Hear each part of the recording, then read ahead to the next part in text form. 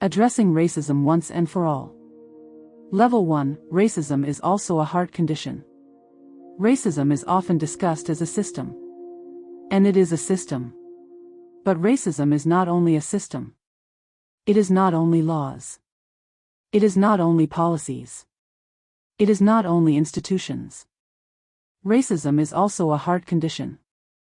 And until the condition of the heart is addressed, systems, no matter how well designed, will eventually be weakened, resisted, or corrupted. That is why episode 1 begins here. Not with laws. Not with protests. Not with policies. But with self-examination. This level is uncomfortable. Because it asks us to look inward before we look outward. It asks us not, what is wrong with them? But, what has been shaped in me? This is the first level of any process capable of successfully addressing racism. 1. Honest reflection. Honest reflection begins with truth. Not defensive truth. Not selective truth. Not convenient truth. But honest truth. In the history of the United States, many people were raised inside racial systems they did not create, but still absorbed. For generations, laws told people who was fully human and who was not. Education told people whose stories mattered. Churches sometimes told people who God favored. Culture told people who was dangerous, inferior, or expendable. Those messages didn't just shape institutions. They shaped minds, assumptions, reflexes, and fears. Honest reflection asks questions like, what did I learn, explicitly or implicitly, about Black people, white people, immigrants, or others? What images come to mind first when I think of crime, leadership, intelligence, or authority? Who do I instinctively trust? Who do I instinctively fear?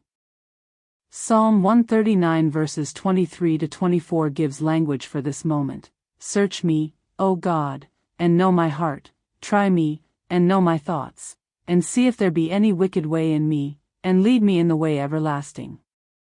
This is not a prayer of accusation. It is a prayer of surrender.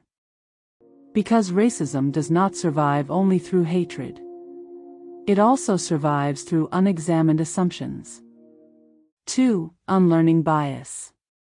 Once reflection reveals something, the next step is unlearning. Bias is not always loud. Sometimes it whispers. Historically, bias was taught as fact.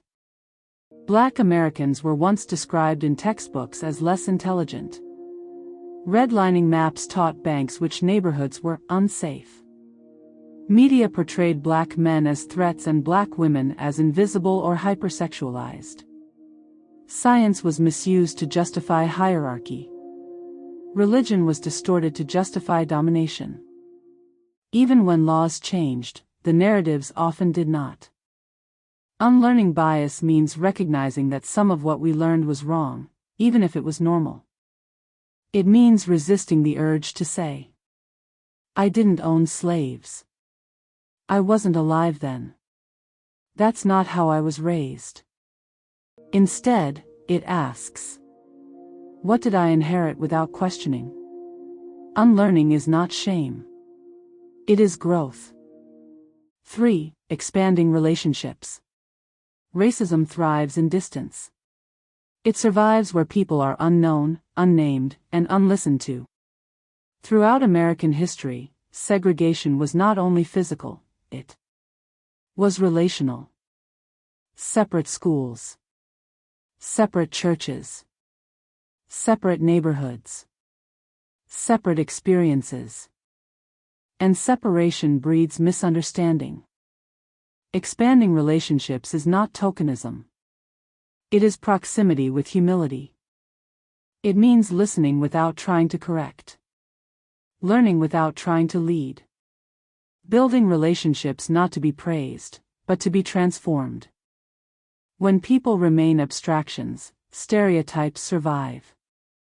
When people become neighbors, stereotypes weaken. This is why Jesus consistently crossed social boundaries, touching those others avoided, eating with those others rejected, listening to those others silenced. Transformation begins when distance ends. 4. Learning history truthfully. Racism cannot be healed if history is hidden. Truthful history does not destroy unity. It grounds it. Honest history includes slavery as an economic system, not just a moral failure. Reconstruction and its violent undoing. Jim Crow laws enforced by terror. Redlining that stripped wealth from black families. Mass incarceration policies with racial impact. Education and healthcare disparities tied to policy decisions. Learning history truthfully does not mean hating America. It means loving truth enough to face it.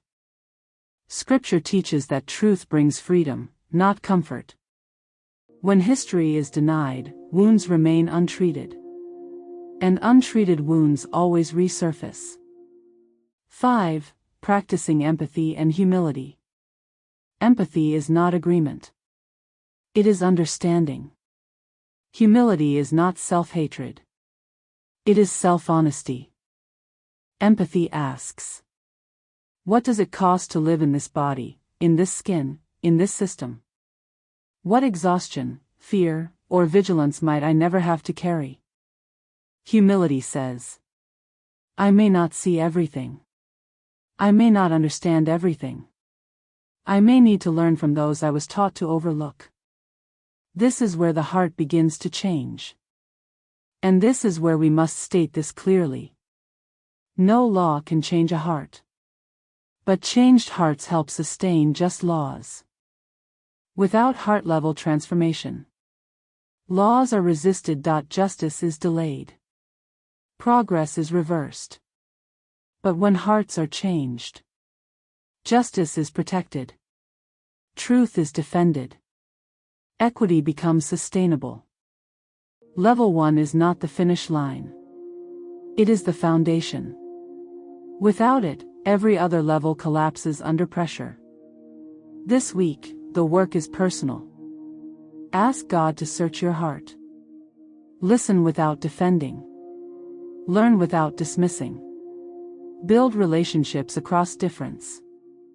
Sit with history. Practice empathy and humility. Because racism is not only a system. It is also a heart condition. And in the next episode, we will move to the second level, relationships, and examine how racism survives, or weakens, through how we relate to one another. This is how real change begins.